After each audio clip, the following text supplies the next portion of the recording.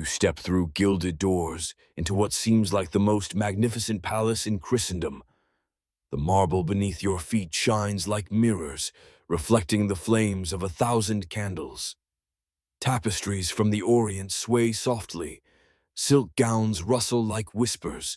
Jeweled fingers trail across surfaces worth more than entire villages. The air is thick with perfume, incense, and the unshakable sense of being in the presence of divine authority. It feels, at first, like stepping into a fairy tale made real, a storybook kingdom where kings and queens seem closer to gods than to mortals.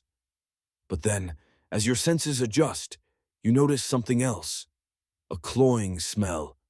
The sweetness of roses and amber is not just fragrance, it is camouflage, struggling to mask something darker, heavier, unmistakably human. It creeps into your nostrils, burns your eyes, and reveals the truth behind the glitter. The courts of medieval and Renaissance Europe were not places of refinement, but stages of suffering, disease, and filth. Beneath the crowns and gowns lay realities that could make a modern visitor gag. This is no sanitized Disney fantasy. The queen whose sleeves glitter with pearls the size of robin's eggs has not properly bathed in months.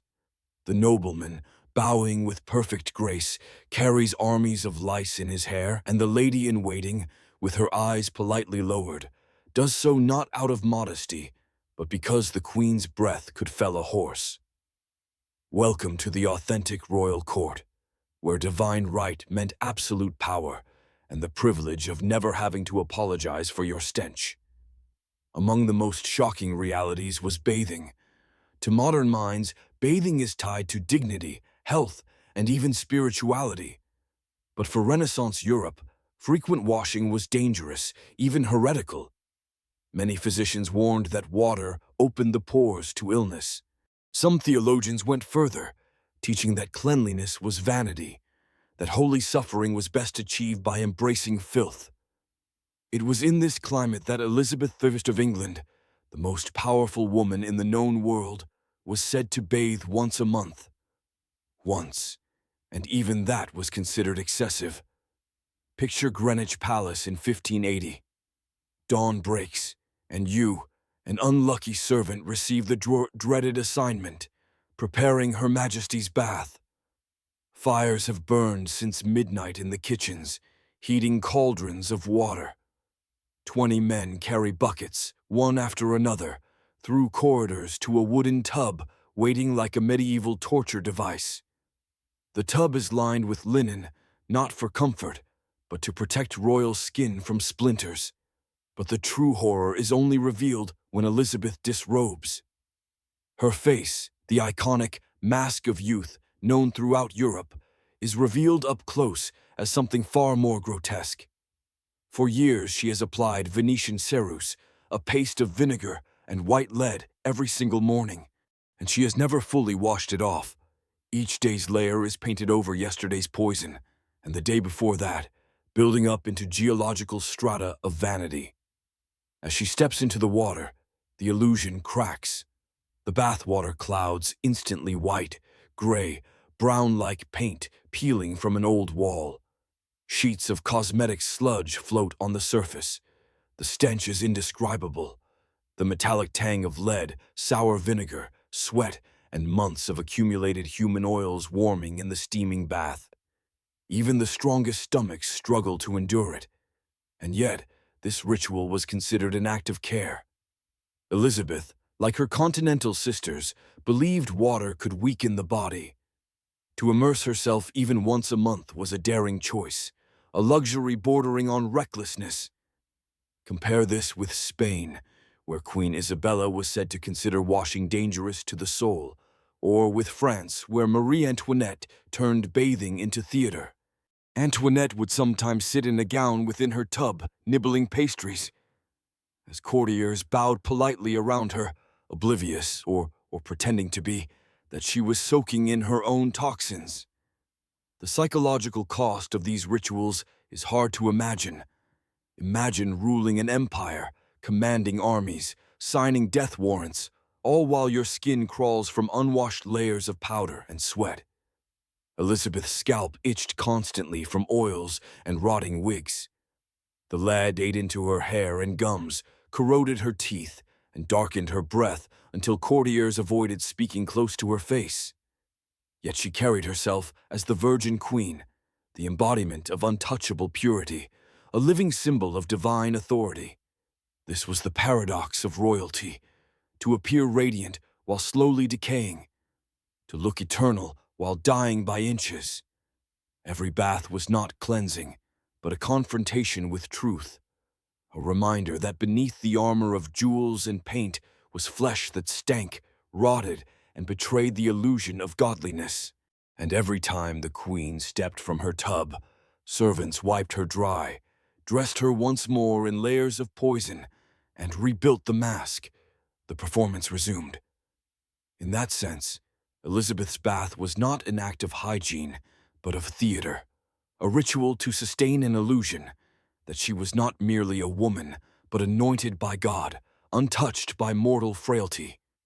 Behind the perfume and pearls lay not divinity, but disease. And it is here, standing beside a queen, dissolving into her own poisoned bath, that we begin to understand the true horror of royal hygiene. Step closer to Elizabeth I's chambers, and the illusion unravels further. Her face, white as alabaster, seems like the picture of divine purity from afar. But at arm's length you realize it is no mere cosmetic. It is a death mask. Each morning, fresh layers of Venetian ceruse powdered white lead mixed with vinegar were brushed over the cracked, peeling residue of yesterday. And the day before, and the day before that. No washing, no cleansing, just a suffocating mask of poison, thickening with each sunrise. The queen's courtiers whispered about her mercurial temper, her sudden rages, her memory lapses. To them, it was the strain of ruling. To us, it is obvious, symptoms of lead poisoning. The heavy metals seeped into her skin, invaded her blood, and gnawed at her mind. Her hair thinned, her teeth blackened, her gums bled. The irony was cruel. Each new application meant to hide the damage only deepened it. Elizabeth was trapped in a vicious cycle, enslaved to the very mask that defined her power. This was not vanity alone, but ideology. In Renaissance Europe, pale skin was the ultimate symbol of nobility. It signified a life free from labor, untouched by the sun, closer to angel than peasant. To achieve that ghostly pallor, women willingly poisoned themselves. Washing with water was seen as dangerous, a way for illness to slip inside through the skin's open pores. Instead, women piled lead on lead, choking their flesh beneath a tomb of powder. The more layers, the more divine the illusion. But it was not only poison that haunted the courts. There was also life unwanted, crawling, biting life. James III of England, the king who united the crowns of Scotland and England, was notorious for his disdain of bathing. He wore the same clothes until they rotted. He slept in them, sweated in them, and shed lice into every chamber he entered. His rooms, wrote Lady Anne Clifford, were so infested that visitors left lousy simply by sitting in his chairs. Imagine being dressed in silks and jewels, summoned to meet your king, and within minutes feeling the unmistakable tickle at your neck, the tiny feet of lice migrating into your hair. This was not a minor nuisance. Lice carried typhus, a disease that killed soldiers in numbers greater than any battlefield. Parasites spread through palaces like invisible armies, infiltrating tapestries, furniture, and wigs. Royal diplomacy became a grotesque dance of power conducted under constant itching, and still nobles adapted. Women carried long, elegant sticks, silver, ivory, sometimes carved with jewels, designed to slip discreetly beneath elaborate hairstyles and scratch at their infested scalps. Entire protocols evolved around this horror. Proper ways to scratch during ceremonies, discreet gestures to signal relief. Rules of etiquette for lice-ridden courts, fashion itself conspired against them. Wigs and towering hairstyles, greased with ox fat and dusted with powder, became perfect ecosystems for fleas and lice. Warm, sticky, unwashed for weeks, these coiffures were not ornaments, but habitats, buzzing with life. Contemporaries tried to disguise it all with elegance. Courtiers bowed with exquisite grace, gowns rustled in choreographed harmony. And yet, beneath every gesture, bodies twitched with the need to scratch. Entire audiences took place, while nobles fought silent wars against invisible armies, gnawing at their flesh. The grandest courts in Europe, supposedly the pinnacle of civilization, functioned as living insect colonies. What is most shocking is not the parasites themselves, but the normalization. No one thought it strange that queens wore crawling wigs, or that kings held councils while teeming with lice. It was part of the world, woven into daily reality, just as silk and gold were. Nobles endured it with stoicism, maintaining composure even as they squirmed under crawling skin. And here lies the paradox of power. The men and women who commanded nations, who embodied divine authority, were reduced in private to scratching, infested bodies. Elizabeth I painted her death mask anew each morning. James conducted politics in rooms alive with parasites. Beneath crowns and pearls, they were mortals. Mortals decaying, itching, and poisoning themselves in pursuit of impossible standards of beauty and status. By the 16th and 17th centuries, the poison of cosmetics had spread across Europe. Venetian ceruse was not confined to Elizabeth's England. It was the obsession of queens, duchesses, and ladies of court from Paris to Vienna. The routine was the same everywhere. Awaken with a face cracked like dry plaster, feel the itch of damaged skin beneath, and then endure the ritual of fresh poison brushed over old. Water was forbidden. Instead, new layers were painted, morning after morning, until a mask of death grew so thick that some women complained their necks ached beneath the weight. The cycle was vicious. Lead whitened the skin but corroded it beneath. To cover the damage, thicker layers were applied. Teeth darkened, gums decayed, and hair fell away in clumps. So wigs grew taller, heavier, and more elaborate waxed and powdered constructions that hid baldness while breeding lice and fleas in warm, greasy darkness. The solution to each problem only deepened the misery. It was not beauty, it was addiction. And where poison could not hide the truth, perfume was summoned as an army. But this was no delicate fragrance, no subtle note of rose or lavender. Perfume at court was chemical warfare. Versailles, under Louis XIV, became its battlefield. Imagine a palace where 10,000 nobles, courtiers, servants, and soldiers gathered in a single gilded cage, eating, sweating, defecating, bleeding, but almost never washing. Waste was thrown from windows. Women relieved themselves in corridors. Men urinated against chapel balustrades. The air was thick with human stench. Survival demanded perfume. Ladies carried sachets of crushed flowers pressed to their noses, not as accessories but as shields.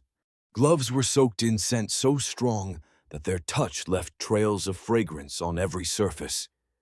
Jewelry was designed with hollow compartments filled with perfumed wax, melting slowly against warm skin. Some gowns even hid pouches of musk in their sleeves, releasing fragrance with every gesture. But these masks of fragrance created their own nightmare. Rose oil mixed with months-old sweat, musk with infected wounds, ambergris with rancid wigs. The results were nauseating cocktails that burned the nose worse than the stench they sought to hide. Perfume became not a pleasure, but a weapon, wielded to overpower rather than delight. And yet, it became a language. Certain scents signaled loyalty, others whispered of romance. Still others warned of sickness. Smell itself became politics. Yet if perfume was one kind of mask, another mask far stranger was found in the most intimate corner of monarchy, the toilet. In England, the groom of the stool, appointed to attend the king's bodily functions, was one of the most powerful men in the kingdom. His task was humiliating, carrying the monarch's portable commode, assisting him in his most private acts, cleaning him afterwards. To us, it is degrading. To them, it was honor, because proximity to the king, even at his most vulnerable, meant access. While dukes and generals begged for audiences, the groom was with the king daily, privy to his secrets, hearing his muttered thoughts while he relieved himself. Picture it, a monarch bloated with meat, sweating from fever, lowering himself onto the stool while treaties, wars, and executions were discussed. The groom kneels nearby, cloth in hand, inhaling the overwhelming stench of a body unwashed for months, yet listening, advising, shaping policy. Some of the most consequential decisions in English history were made while the king's waste dropped into a box inches away. The paradox is chilling. The most humiliating job was also the most politically powerful. Families vied for it. Fathers prayed their sons would be chosen. Dynasties of toilet attendants rose to wealth and influence because they handled royal filth. For the king, dependence was inescapable. At his most human, he needed another's hand. For the groom, discretion was power. He knew the monarch's secrets, both political and physical. What illnesses racked his body? Which foods unsettled his bowels when he suffered from hemorrhoids or bleeding? In those secrets lay leverage. This was the theater of decay. Perfume-laden palaces reeking beneath their sweetness, monarchs painted with poison, gnawed by lice, hidden beneath wigs alive with vermin. Kings attended by men who cleaned their excrement while advising on affairs of state. And through it all, the illusion of divinity was maintained. Royalty was not to be seen as mortal. They were to be gods among men, while in truth they lived like prisoners of their own bodies, cloaked in rot, parasites, and the stench of their gilded prisons. If English and French royalty poisoned themselves with lead and perfume, Spain took the nightmare further. Here, filth was not only tolerated, it was sanctified. Under Queen Isabella of Castile, bathing was no longer simply unfashionable. It became heresy. Clean skin was branded a sign of vanity, of sensuality, of sin. To scrub away dirt was to scrub away God's grace. The logic was twisted but powerful. Priests thundered from pulpits that suffering through filth was a form of piety, a way to share in Christ's passion. Bathing, by contrast, was indulgence. Nakedness in water tempted lust. Cleanliness smacked of pride. Soap was not just dangerous, it was a weapon of the devil. And when royal authority fused with religious zeal, this doctrine became law. After the conquest of Granada in 1492, Spain's Muslim population, who for centuries had embraced daily bathing as a cornerstone of health and faith, found their ablution rituals outlawed overnight. Public baths, once jewels of Andalusian civilization, were demolished or repurposed. To wash one's body became proof of secret Islam, punishable by death. Inquisitors inspected homes not only for Qur'ans, but for soap, for damp clothing, for water consumption beyond what cooking required. Entire families were burned alive because their neighbors whispered they smelled too clean. Imagine the psychological terror, to fear that the simple act of washing your face could condemn your children to the stake, to know that your own cleanliness might betray you as a heretic. In this world, filth became camouflage. Dirt under the nails, grime on the skin, lice in the hair. These were not shameful, but holy badges of orthodoxy. The doctrine spread outward with conquest. When Columbus wrote of the daily bathing habits of the Taino people in the Caribbean, Isabella was horrified. She ordered the blasphemous practice stamped out. To the Europeans, the indigenous peoples, clean, healthy, strong seemed unnervingly pure. Their shining skin, their fresh breath, their disease-resistant bodies threatened the Spanish worldview. And so hygiene itself became a target for eradication. The results were catastrophic. Advanced aqueduct systems in Mexico, public baths in Peru, ritual cleansing practices from the Philippines to the Andes all were dismantled in the name of Christian purity. Disease exploded. Typhus, dysentery, skin infections, and plague spread through populations once safeguarded by their rituals. Colonizers interpreted this suffering as God's judgment on heathens, never realizing it was their own deliberate filth that unleashed epidemics. Even bloodlines were policed through hygiene. The infamous limpieza de sangre, purity of blood extended beyond ancestry to bathing habits. If your ancestors had washed too often, if your family was rumored to maintain suspicious cleanliness, you could be barred from office, stripped of property, or condemned by the Inquisition. Cleanliness became evidence of corruption. Dirt became proof of faith. Most disturbing of all, nobles turned the avoidance of hygiene into a grotesque competition. Letters from the Spanish court describe aristocrats boasting of how long they had gone without bathing, how their odors proved their devotion. Skin diseases, boils, lice infestations, these became perverse trophies of holiness. To suffer visibly, physically, was to shine spiritually. And so an empire carried filth like a banner across the globe. Where other civilizations advanced toward public health, Spain marched backward, spreading disease under the sign of the cross. Entire traditions of cleansing were not merely dismissed, but violently suppressed, lost to centuries of fear. The paradox could not be greater. While other cultures associated water with renewal, rebirth, and purity, Europe in its most fervent Christian age associated it with danger, sin, and damnation. And in this inversion, untold millions perished. This was not merely a failure of medicine, it was the sanctification of decay, a theology that confused suffering with holiness and turned the natural human instinct for cleanliness into a crime against God. If filth could be sanctified, it could also be weaponized. Few stories capture this grotesque irony better than that of Countess Platen of Hanover. Stricken with what records suggest was syphilis, her skin erupted with sores, her breath reeked of decay, her body slowly collapsed under the weight of venereal disease. Desperate for relief, she soaked her ravaged body in baths of warm milk, believing the liquid might soothe her agony. But the cruelty was not in the bath itself, it was in what followed. The milk, now contaminated with her diseased fluids, was donated to the poor as an act of charity. Imagine a starving family receiving such a gift, praying in gratitude for noble generosity, and then feeding their children the very liquid that carried the microbes of death. What was framed as kindness became an instrument of biological warfare, and the Countess, blind in her privilege, likely died believing she had been merciful. This pattern was no anomaly.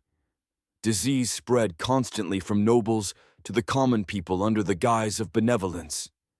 Clothing passed down from infected aristocrats, food prepared by cooks riddled with illness, communion wine served by priests coughing blood. Nobility existed as vectors of plague, wrapped in silks and jewels, convinced their charity absolved them. In truth, it killed more peasants than swords ever did. Yet even when charity did not kill, fashion itself did. Royal hairstyles were less ornaments than laboratories of decay. Constructed from dawn until noon, they began with layers of rancid animal fat smeared onto hair to hold powdered wigs in place. The smell alone was vile rot, and grease mingled with sweat. But the greater horror was how it transformed royal heads into ecosystems. Fleas burrowed into the fat, lice laid eggs beneath powdered layers, ticks clung to scalps, dead insects decomposed, feeding new ones. The queen's hair became a food chain. Predators, prey, and scavengers thriving in a crown of grease and powder. Ladies carried jeweled scratching sticks to discreetly relieve the constant torment. Imagine conducting diplomacy while insects crawled across your forehead, whispering state secrets while biting vermin feasted behind your ears. And through it all, composure had to be maintained. To break the illusion was to break the divine theater of monarchy. But all these horrors poisoned paint, lice-infested wigs, diseased charity, culminated in one palace that embodied both magnificence and filth. Versailles. Louis XIV, the Sun King, built Versailles to centralize his nobility, to gather all power under his watchful eye. At its height, more than 10,000 people lived in and around the palace. The gilded halls shone with mirrors, crystal chandeliers, and gilded ceilings. But beneath them lay filth beyond imagination. To walk through Versailles was to step into contradiction. On the surface, silk gowns, powdered faces, golden staircases. Beneath your feet, puddles of urine soaking into imported carpets. In courtyards, nobles casually relieved themselves against walls. In chapels, men urinated against balustrades while prayers echoed overhead. There were too few toilets, and those that existed leaked, overflowed, and rotted. Waste trickled into kitchens, seeped into bedrooms, dripped onto banquet tables. Even Marie Antoinette herself was once splattered by human waste thrown from a window as she walked through her own palace. The smell defies description. 10,000 unwashed bodies, sewage clogging pipes, rotting food discarded in halls, wounds festering under silk sleeves, all mingled with choking perfumes in a soup of stench so powerful that visitors often fainted. Courtiers adapted. They carried perfumed handkerchiefs, positioned themselves upwind during audiences, and developed elaborate codes for navigating the palace without stepping in excrement. Ladies' heavy skirts absorbed their own waste, carrying contamination wherever they walked. Fashion itself became sewage management. Children of nobility learned to walk by avoiding piles of filth. Princes and princesses grew up thinking puddles of urine were as natural as fountains. When they later traveled beyond Versailles, many were shocked to discover that other courts, though far from modern, smelled less like latrines. Versailles had redefined normality itself. The health consequences were predictable. Waves of dysentery, typhoid, cholera, epidemics spreading through a palace built on vanity and waste. But physicians, bound by superstition, blamed the air, sin or divine punishment, never the cesspool under their feet. Servants suffered most, tasked with cleaning what could not be cleaned, their lungs and skin ravaged by constant exposure. And yet, Versailles was admired. Envoys wrote home of its splendor, copying its design for palaces across Europe. Monarchs competed to recreate its grandeur, never realizing they were also recreating its nightmare. Versailles became not only the stage for France's decadence, but also the model for Europe's decay. Louis XIV built Versailles as a monument to his glory. In truth, he created a prison of filth, a palace that shone like the sun, but stank like a sewer. And perhaps it is no coincidence that within its walls, the seeds of revolution were sown. When the people of France finally rose, it was not only against taxes and hunger, but against a system where their rulers lived like animals in cages of gold. Step back, and the illusion collapses entirely. These kings and queens were not ethereal beings from fairy tales. They were humans, aching, poisoned, itching, crawling with vermin, suffocating in perfumes, drowning in filth. They wore crowns of gold, but carried invisible crowns of disease and decay. Their lives were not ones of comfort, but of endless discomfort disguised as majesty. And so when we imagine royalty, the glittering palaces, the jeweled gowns, we must also imagine the lice scratching at their scalps, the sores beneath the powder, the stench hidden by roses. Because the truth is that these monarchs, trapped by vanity and tradition, were victims as much as rulers. They lived in gilded prisons of filth until death released them,